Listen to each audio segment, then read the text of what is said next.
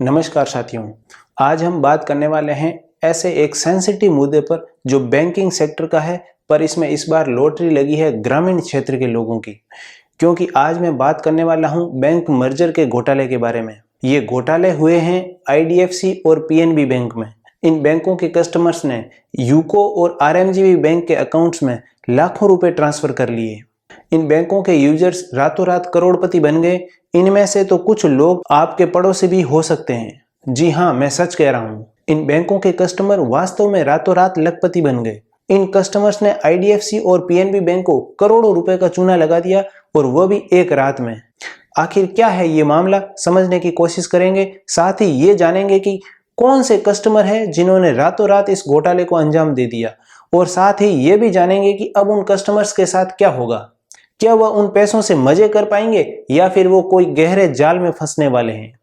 तो दोस्तों, बात है 12 नवंबर यानी दिवाली की रात की। जब हम दिवाली मना रहे थे तब कुछ लोग इस काम को अंजाम दे रहे थे। वह लोग कोई शातिर बदमाश नहीं बल्कि आम लोग थे। अब भला आप कहोगे कि आम आदमी कैसे कोई बैंक को चूना लगा सकता है या फिर कैसे बैंक में घोटाला कर सकता है। तो आज के इस वीडियो में हम इसी पर बात करने वाले हैं। एक्चुअल में हुआ यूं कि 12 नवंबर की रात से स्टार्ट हुआ ये कांड 13 नवंबर की सुबह तक चला। हुआ यूं कि रात में आईडीएफसी बैंक का यूको बैंक के सर्वर से मर्जर होने के कारण कुछ टेक्निकल इश्यू हो गया। इसी का फायदा उठाकर कुछ लोगों ने अपने आईडीएफसी बैंक के अकाउंट से यूको बैंक के अकाउंट में कुछ पैसे ट्रांसफर करना स्टार्ट कर दिए। यहां पर आपको बता दूं कि यूको बैंक अर्ध सरकारी बैंक है। इसमें 50% हिस्सेदारी सरकार की और आईडीएफसी बैंक 100% प्राइवेट बैंक है।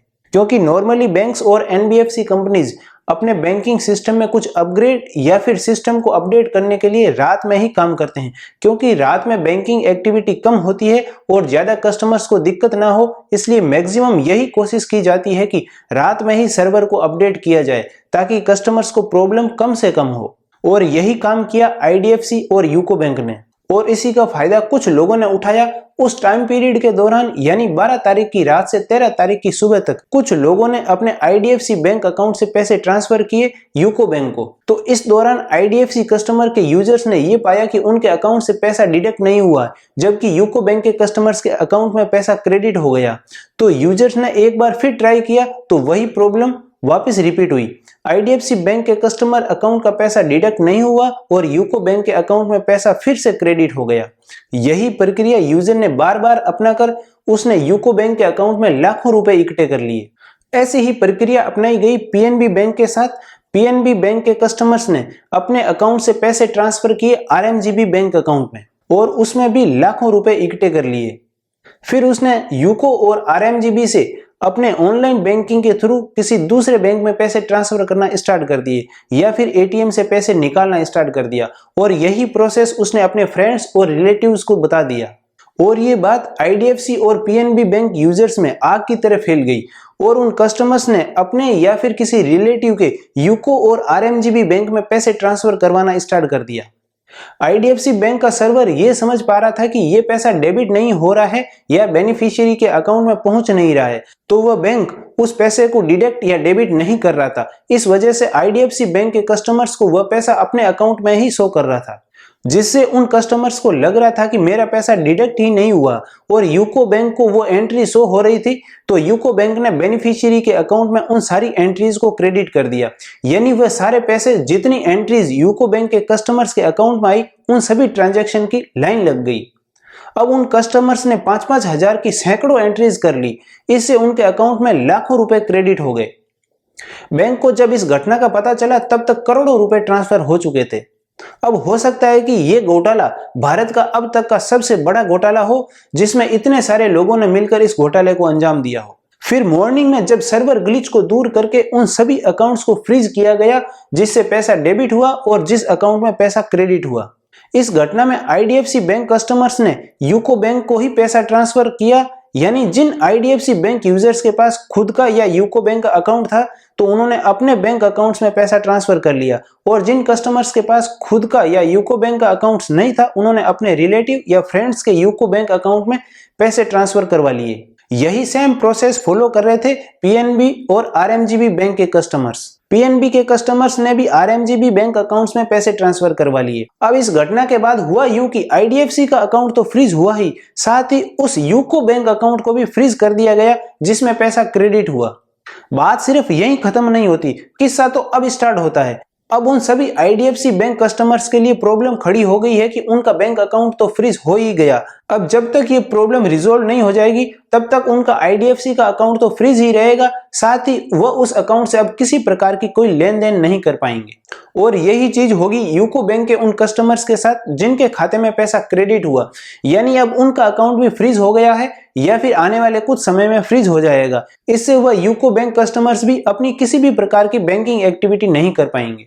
अब इस घटना में बुरे फंसे वो लोग जिन्होंने अपने किसी रिलेटिव या फ्रेंड्स को अपना यूको बैंक अकाउंट नंबर दे दिया और उसने अकाउंट्स में थोड़े बहुत या जितने भी पैसे आए उन पैसों के चक्कर में उसने अपने पुराने पैसे भी उस अकाउंट्स में होल्ड करवा लिए और अब वो उन खुद के पैसों का भी कोई यूज नहीं कर पाएंगे या फिर किसी भी प्रकार की कोई ट्रांजैक्शन नहीं कर पाएंगे। साथ ही अब बात कर लेते हैं अब आगे क्या होगा उन यूजर्स का जिन्होंने इस घोटाले को अंजाम दिया।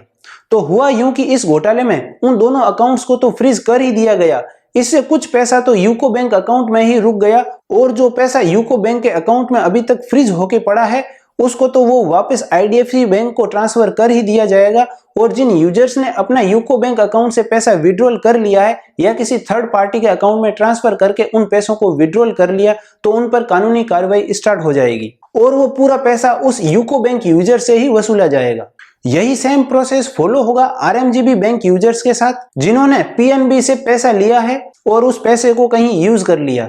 अब उन आरएमजीबी कस्टमर्स को भी वापस वही पैसा बैंकों को जमा कराना पड़ेगा, अन्यथा उन पे भी कानूनी कार्रवाई स्टार्ट हो जाएगी। क्योंकि ये जो ट्रांजैक्शन हुई है वो बैंक टू बैंक हुई है, इसमें कोई मर्चेंट या फिर किसी थर्ड पार्टी एप्लीकेशन का कोई रोल नहीं है। ये सारी ट्रांजैक्शन आरबीआई की निगरानी में हुई है। इन बैंकों को इन सारी ट्रांजैक्शन का पूरा ब्यौरा आरबीआई को देना होता है और जो ट्रांजैक्शन बैंक टू बैंक होती है वह एक एक ट्रांजैक्शन प्रॉपर ट्रांजैक्शन आईडी के तौर पर सेव रहती है। क्योंकि आजकल ऑनलाइन धोखाधड़ी के मामले बढ़ते ही जा रहे हैं, उन मामलों में भी हर एक ट्रांजैक्शन पर एक्शन लिया जाता है और धोखाधड़ी करने वालों को गिरफ्तार तक किया जा रहा है। तो ये मामला तो बैंक टू बैंक का ही है, इस पर कोई दो राय नहीं है कि इस पर बैंक एक्शन नहीं लेगा। क्योंकि ये जो सारा पैसा पब्लिक ने लूटा है ये बैंक का ही पैसा है और बैंक अपना पैसा कभी नहीं छोड़ता है। आगे इस मामले में जो भी जानकारी मिलेगी हम आप तक जरूर पहुंचाएंगे, पर आप लोगों से रिक्वेस्ट रहेगी कि ऐसे गलत काम कभी ना करें और अगर कोई ऐसा गलत काम करता है तो उसका सपोर्ट कतई ना करें, क्योंकि गलत काम का अंजाम बुरा ही होता है। अगर आपको ये जानकारी सही लगी हो तो वीडियो को लाइक और शेयर जरूर करें, साथ ही चैनल को सब्सक्राइब करना ना भूलें। बहुत बहुत धन्यवाद।